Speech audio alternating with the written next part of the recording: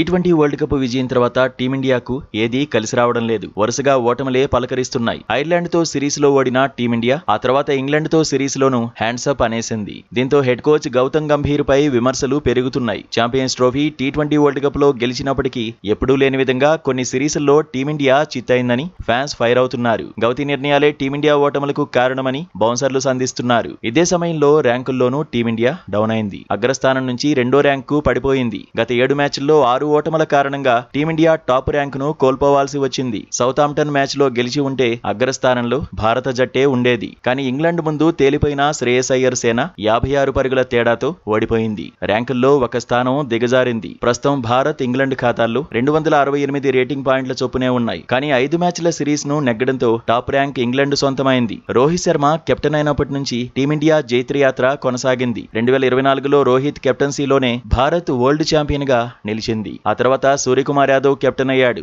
సూర్య captain అయ్యాక team India ఒక్క series కూడా ఓడిపోలేదు. 2026లో టీ20 వరల్డ్ ఛాంపియన్ గాను నిలిచింది. ఇప్పుడు శ్రేయస్ అయ్యర్ కెప్టెన్ అయ్యాక మాత్రం పరాజయాలతో సతమతమవుతోంది. 2022 ఫిబ్రవరిలో అందుకున్న టాప్ ర్యాంకును ఇప్పుడు కోల్పోయింది. దాదాపు 1600 రోజులకు పైగా ఉన్న అగ్రస్థానాన్ని ఇంగ్లాండ్ కు అప్పగించింది. మొత్తంగా పొట్టి ఫార్మాట్ లో టీమిండియా జోరుకు బ్రేక్ పడింది. ప్రస్తుతానికి వ్యక్తిగత ర్యాంకుల్లో మాత్రం ఇషాన్ కిషన్, అభిషేక్ శర్మ టాప్ 2లోనే కొనసాగుతున్నారు. బౌలర్ల ర్యాంకుల్లో వరుణ్ చక్రవర్తి 5వ స్థానంలో, బుమ్రా 8వ స్థానంలో నిలిచారు.